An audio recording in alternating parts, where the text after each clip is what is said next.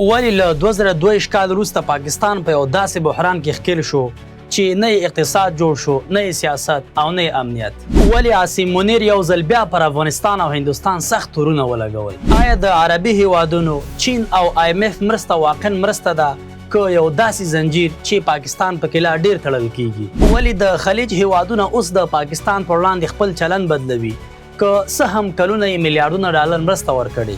او تر ټولو مهم سوال دا دی، آیا پاکستان واقعا د سقوط په لور روان دی که یوازې د لویو نړیوالو لوبو په منځ کې بند پاتې شوی؟ دا او داسې نور ډیر مهم معلومات زموږ سره په همدې ویډیو کې وګورئ.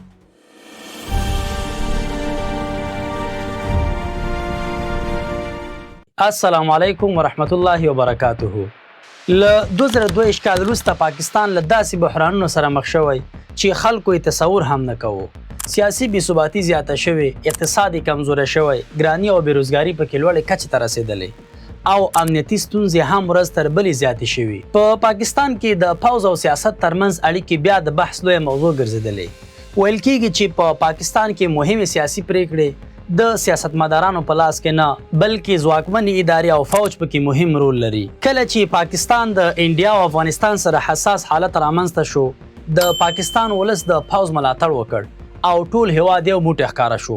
خو وروسته بیا سیاسي اختلافات او فشارونه بیرته زیات شول. بل لور ته پاکستان د نړیوال سیاست په منځ کې هم راګیر شو. د امریکا، ایران او خلیجي هیوادونو ترمنځ روانو کړکېچونو د پاکستان پر اړیکو او دریځ هم اغیز وکړ. د دې ترڅنګ په وروستیو ورځو کې د پاکستان او افغانستان ترمنځ امنیتي او سیاسي تاوتریخوالی یو ځل بیا زیات شوی او د دواړو هیوادونو ترمنځ لفظي جګړه توده شوې ده. د پاکستان د پوځ مشر عاصم منیر په یو تازه وینا کې ویلي چې له طالبانو حکومت څخه د اسلام آباد اصلي غوښتنه دا ده چې طالبان باید اجازه ورنه کړي ترڅو د افغانستان خاوره د پاکستان پر ضد د وسلوالو ډلو لخوا وکارول شي.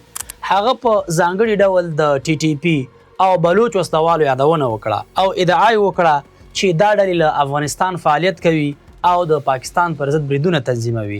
عاصم منیر همدارنګه تور پورې کړ چې هند د دولتي ملاتړ شوي ترهګرۍ له لارې د پاکستان پر ضد فعالیتونه هڅوي او وایي چې دا بریدونه په غیر مستقیم ډول له افغانستان هم همغږي کیږي.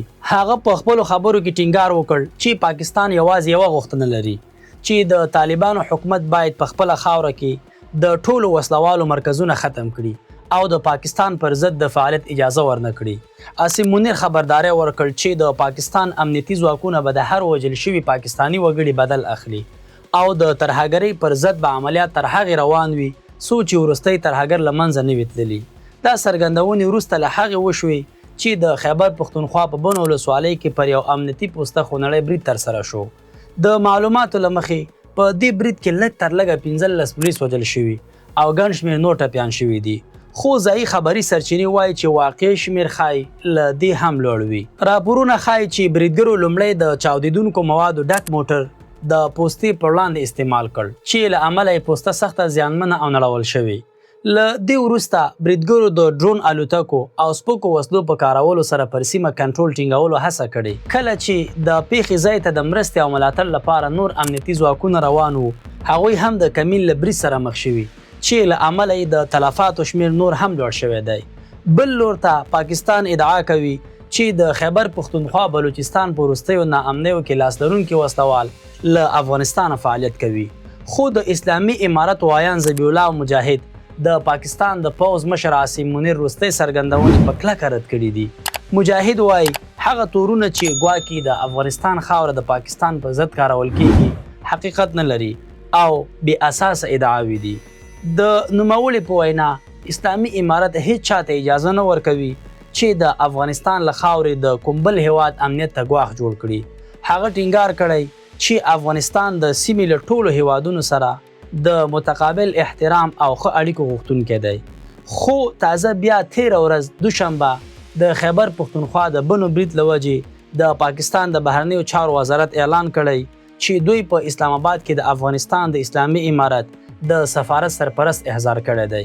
پاکستان وایي چې د همدې پیښې په تلاوی د افغانستان د سفارت استازي ته رسمي احتجاجي یاداښت یعنی اعتراض لیک هم سپارلی دی یعنی په دې معنی چې دا برید هم په افغانستان کې پلان شوی و. بلې خوا د دواړو خواو ترمنځ د خبرو څو پړاوونه په قطر، ترکیه، سعودي عربستان او چین کې ترسره شوي، خو تر اوسه یې کومه وروستۍ موافقه نه ده شوې. اوس وضعیت داسې دی چې دواړه هیوادونه یو بل تورنوي او سیمه د لا زیات کړکېچ او ناامنۍ سره مخ ده. خو په ورته وخت کې د پاکستان د اپوزیسیون مشر محمود خان اسکزي ویلي چې په پاکستان کې د روانو سیاسي کړکېچونو د حل لپاره باید یو بېطرفه لنډمهاله حکومت جوړ شي.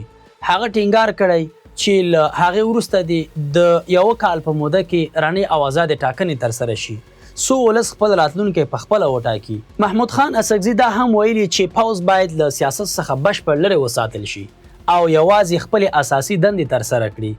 نو په ټوله کې پاکستان اوس د داخلي بحرانونو، اقتصادي فشارونو او نړیوالو سیاسي لوبو ترمنځ په یو حساس پړاو کې قرار لري او راتلونکی د سیاسي ثبات او قوي ستراتیژۍ پورې تړلی ښکاري. خو له بلې خوا د 3.15 ارب ډالرو د قرض موضوع ناڅاپه د متحده عربي اماراتو له لوري بیا راپورته شوه، خو دا ناڅاپي نه وه بلکې تر شا یې اوږد تاریخ پروت دی.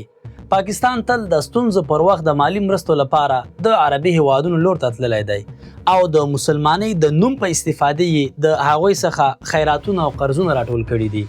په 2018 کې متحده عربي اماراتو پاکستان ته مالی مرسته ورکړه. وروسته بیا د کلونو په اوږدو کې پاکستان تل د وخت تمدید او نورو مرستو غوښتنه وکړه او دا سلسله تر 2024 کال پورې روانه ده. خو اوس اماراتو ته دا طریقه ستړې کوونکې شوه ځکه د هغوی له نظره دا رقمونه یعنی 3.15 ارب ډالر دومره لوی پیسې نه ګڼل کیږي.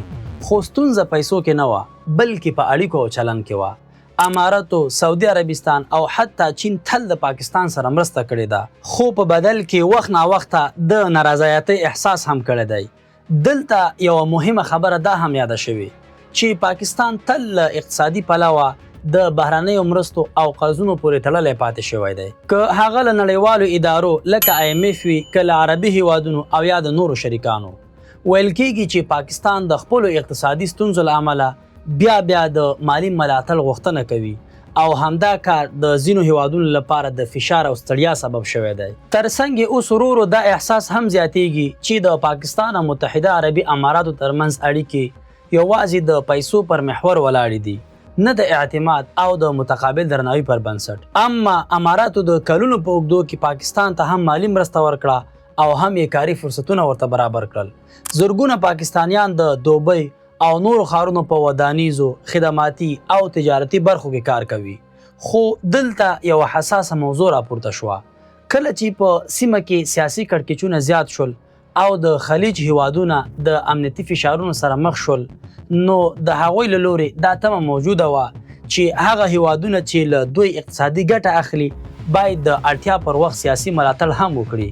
خو په ځینو راپورونو کې ادعا شوې چې پاکستانی کارکوونکو او د ټولنیزو رسنیو کارکوونکو په ځینو نړیوالو شخړو کې داسې دریځونه غوره کړل چې د اماراتو له نظره مناسب نه وو. دې ځای کې د نارضایتۍ فضا نوره هم زیاته شوه. اماراتو ته دا سوال پیدا شو که موږ تاسو ته کار، پیسې او فرصت درکوو نو ولې په سخت وخت کې زموږ ترڅنګ نه ودرېږئ. له بلې خوا پاکستان بیا دا دریځ درلود چې موږ یوازې اقتصادي اړیکې لرو، سیاسي موقفونه جلا موضوع ده. دې فکري اختلاف ورو ورو د اعتماد تشه رامنځته کړه. نو همدلته ویل کېږي چې د سیمې د لوبو سیاسي بدلونونه او نړیوالو فشارونو وروسته د خلیج هیوادونو تګلاره بدله شوه. ځینې راپورونه وایي چې د کاري ویزو او اقامو قوانین سخت شول، د ځینو پاکستانیانو د ویزو تمدید کې ستونزې راغلې او په ځینو مواردو کې د ډیپورټ یا ایستلو پیښې هم ثبت شوي. خو مهمه خبره دا ده دا ټول اقدامات د یو ناڅاپي پرېکړې په توګه نه بلکې د اوږدې غلطې پالیسۍ پایله ده. یعنی په ساده ټکو داسې ویلی شو هغه اړیکه چې یوازې پر مرستو او کار ولاړه وي کله ناکله د باور په کمیدو سره نازکه کیږي او دلته همدا حالات جوړ شوی. اقتصادي ګټه موجوده ده خو سیاسي او احساساتي توازن کمزوری شوی. نو په اصل کې دا تصویر ډیر لوی دی او په دې کې څو مهم لوبغاړي شته: چین، سعودي عربستان او نړیوالې مالي ادارې. لکه په اوږده موده کې پاکستان له بېلابېلو هیوادونو او ادارو څخه اقتصادي مرسته او قرضونه ترلاسه کړي دي. ځینې د انرژۍ لپاره، ځینې د کرنسۍ د ثبات لپاره او ځینې بیا د لویو پروژو لپاره ورکړل شوي دي. چین د پاکستان سره د سیپیک تر نوم لاندې لویه پانګونه کړې ده. هدف دا و چې سړکونه جوړ شي، بندرونه پراخ شي او سوداګریز مسیرونه فعال شي. خو په عمل کې د وخت په تیریدو سره د پروژو پرمختګ ورو شو او په ځینو برخو کې د شفافیت او مدیریت پوښتنې راپورته شوې. ځینې شنونکي وایي چې د پروژو ځنډ او مالي ستونزې د دواړو هیوادونو ترمنځ اعتماد ته زیان رسولی دی. همداراز سعودي عربستان هم د کلونو راهیسې د پاکستان لپاره یو مهم مالی او سیاسي شریک پاتې شوی دی. کله ناکله یې د تیلو په تادیه کې اسانتیاوې ورکړي او اقتصادي مرستې یې کړي. خو سعودي عربستان اوس د خپل اقتصادي پلان یعنی ویژن 2030 له مخې هڅه کوي چې خپلې پانګونې ډېرې حساب شوي او هدفمندې کړي.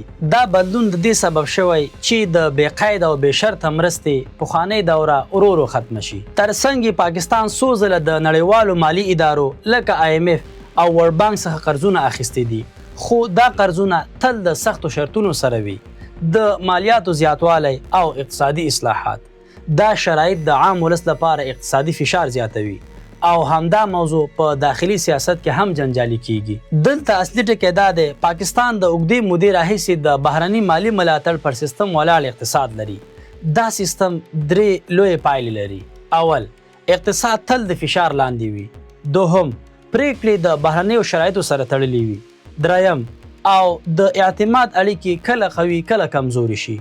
نو په ساده ټکو داسې ویلی شو کله چې یو هیواد د اوږدې مودې لپاره پر بهرنۍ ملاتړ تکیه وکړي نو اړیکې یوازې اقتصادي نه پاتې کیږي بلکې سیاسي، اجتماعي او حتی احساساتي فشارونه هم ورسره تړل کیږي.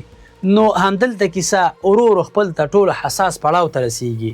هغه اړیکې چې کلونه یې د اقتصادي اړتیا، کارګرانو او پانګونې پر بنسټ روانې وي اوس د اعتماد له ازموینې سره مخ کیږي. ویل کیږي چې د خلیج ځینې هیوادونو په ځانګړي ډول متحده عربي اماراتو ورو ورو خپله پالیسۍ سختوي. دا بدلون ناڅاپي نه دی بلکې د پاکستان د اوږدې مودې چل ول، سیاسي اختلافاتو او سیمه ییزو فشارونو نتیجه بلل کیږي. دا ټول اقدامات د یو سیستم بدلون ښایي، نه یوازې د یوې ورځې غوسه. خو اصل سوال دا دی آیا دا یوازې د کار او ویزې مسئله ده که د سیاسي باور او وفادارۍ موضوع هم ورسره تړلې ده؟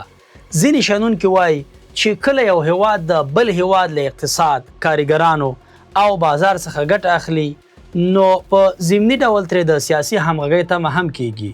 خو کله چې دا همغږي کمزوري شي نو اړیکې یوازې اقتصادي نه پاتې کیږي بلکې د فشار او بیا ارزونې تر مرحلې رسیږي. اوسنی نړیوال نظام بدل شوی دی. هیوادونه یوازې د احساساتو پر بنسټ اړیکې نه ساتي بلکې د ګټې، ثبات او اوږدمهاله ستراتیژۍ پر اساس پریکړې کوي. همدا وجه ده هغه وختونه چې بې شرطه مرستې ګڼل کېدې اوس ورو ورو د شرطونو او توازن دورې ته بدلیږي. دا ټولې پیښې یو مهم حقیقت ته اشاره کوي. هغه دوره چې هیوادونه به یوازې د اړیکو او ورونو ملتونو په نوم بې قیده مرستې کولې اوس ورو ورو بدلیږي. اوس هر څه محاسبه کیږي لکه اقتصاد، سیاست، امنیت او نړیوال دریځ.